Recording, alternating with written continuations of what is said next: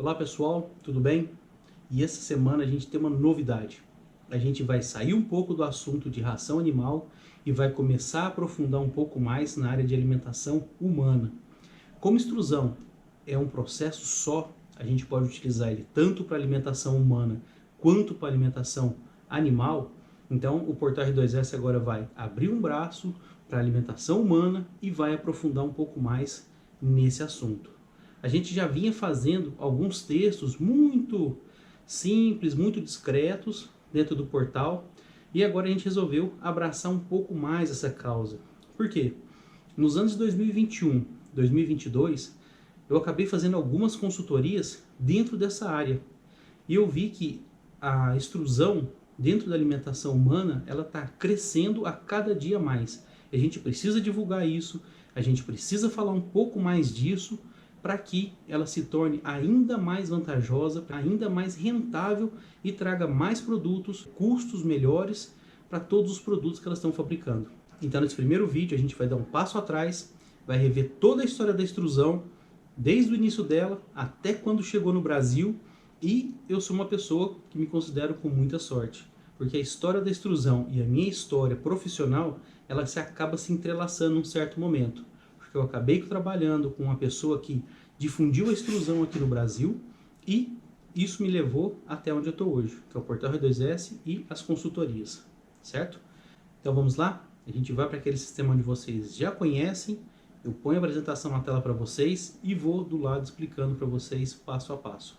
E após essa apresentação, a gente vai ter a oportunidade de abranger um pouco mais a área de alimentação humana. Então a gente vai falar um pouco sobre salgadinhos, a parte de plant-based, a parte de farinha de rosca e outros produtos que são extrusados e muita gente talvez não sabia. Vamos lá então? Aguardo vocês no nosso sistema virtual. Um abraço. Bom pessoal, então aqui a gente já está vendo já a nossa apresentação.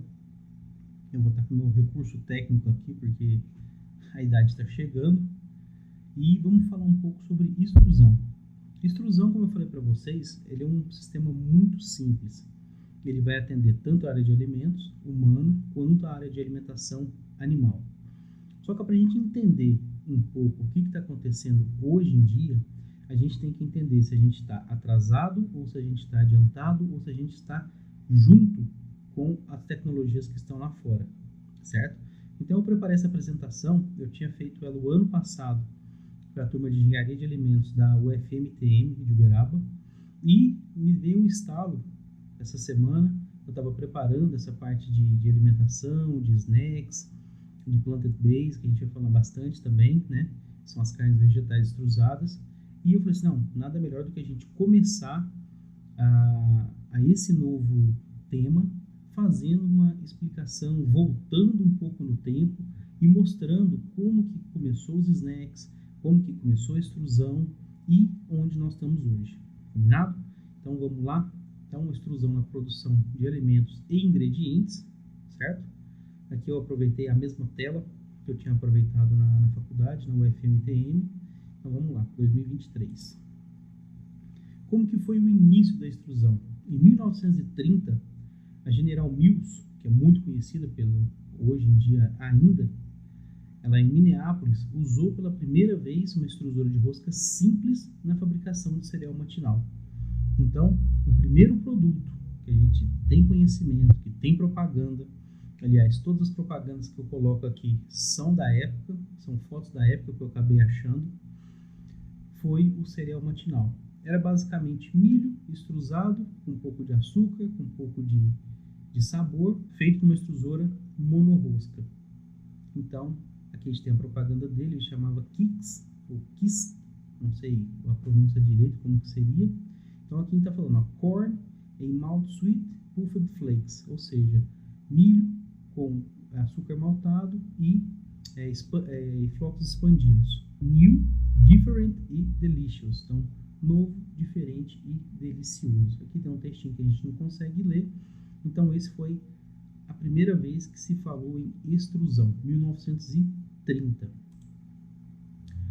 Andando um pouco mais, adiantando 10 anos após a General Mills fazer o cereal matinal, a gente teve a primeira ração extrusada, 10 anos após, em 1940.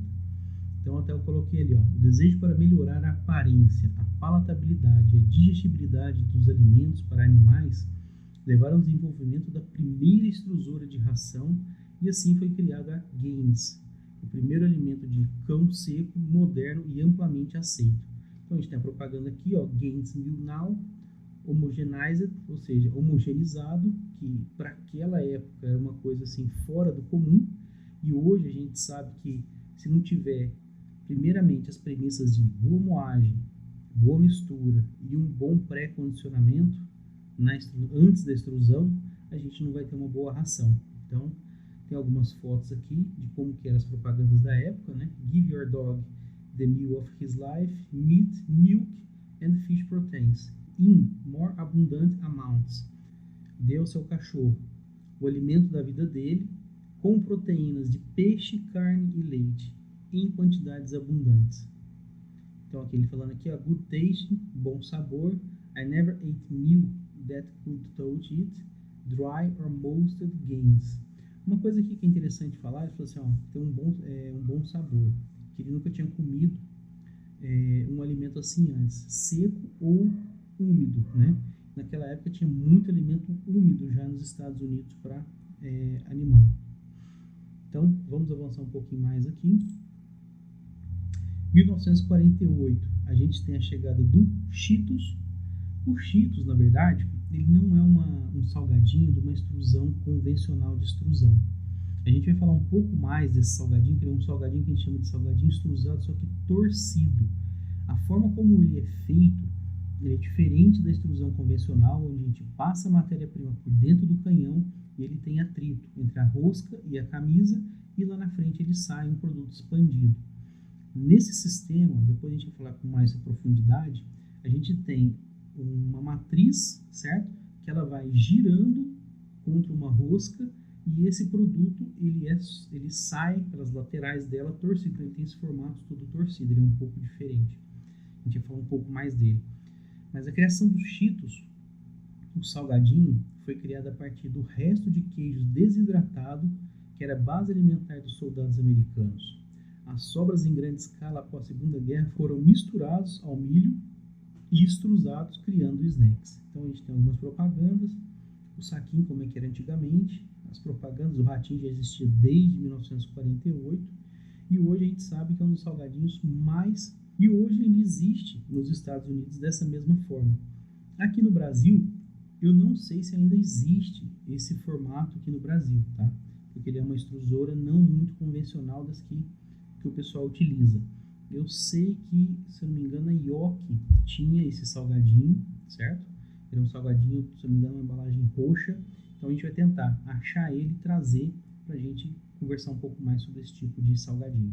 Em 1950, a gente começa a ter o início da extrusão conforme a gente conhece ela, certo? Em 1950, então, a gente tem a implementação dos pré-condicionadores, naquela época pressurizado, que permitia um pré-cozimento de ingredientes acima de 100 graus, antes de entrar na rosca da extrusora, tornando possível um melhor cozimento. Então, até 1950, a gente tinha as extrusoras, mais para frente eu vou mostrar uma foto para vocês como é que ela era. Simples, canhão curto, apenas o atrito, o cozimento entre camisa e rosca, que era basicamente assim que se trabalhava os equipamentos antigamente. E a partir de 1950, aqui eu tentei achar uma literatura que explicasse um pouco mais onde ele apareceu primeiramente, mas eu acabei não conseguindo achar. Eu acredito que o pré-condicionador deve ter começado a aparecer nas rações para alimentação animal e depois eles foram trazendo para a alimentação humana, uma vez que todos os ingredientes que a gente tem para alimentação animal, ela tem uma dificuldade maior para poder fazer o cozimento e gerar um alimento de melhor qualidade, melhor digestibilidade. Então, assim, esse é um pensamento meu, Rafael, tá? Porque eu não acabei não encontrando a fonte onde ele apareceu primeiro, o pré-condicionador.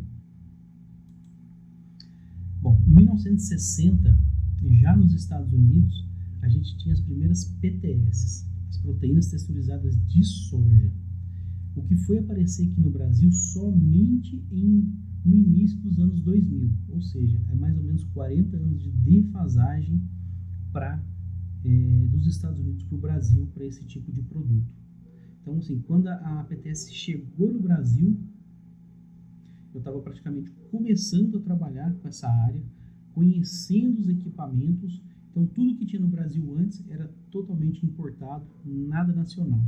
E a gente tinha poucas empresas que tinham esse produto sendo fabricados em suas plantas, certo?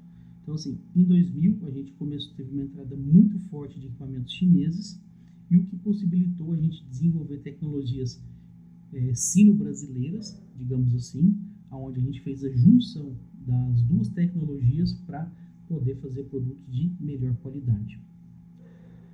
Outro produto que em 1960 já existia nos Estados Unidos são os pré-géis de cereais. Tá? O que é o pré-gel?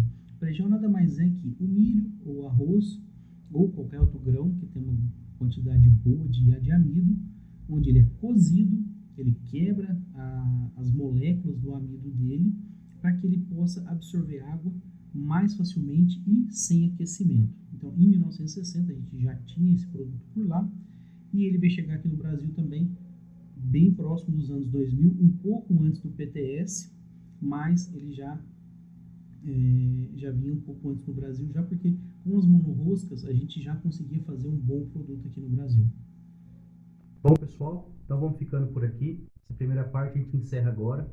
Então hoje a gente viu desde o início da extrusão, lá para a General Mills e o cereal matinal dela, até os anos de 1940, 1950, quando eles começaram a desenvolver o texturizado de soja e o pré-gel de milho. No nosso próximo vídeo, a gente vai começar a falar da chegada da extrusão no Brasil, os primeiros salgadinhos e como ela se desenvolveu no nosso território. Combinado? Pessoal, se você está gostando do conteúdo, deixa o like pra gente aqui, isso é muito importante para o YouTube entender que é um vídeo de qualidade. Se inscreva se você não é inscrito aqui no sininho e avise o pessoal que gosta desse conteúdo, que tem interesse, para que eles possam ficar informados. Combinado? Pessoal, vou ficando por aqui. Até semana que vem. Um forte abraço. Valeu!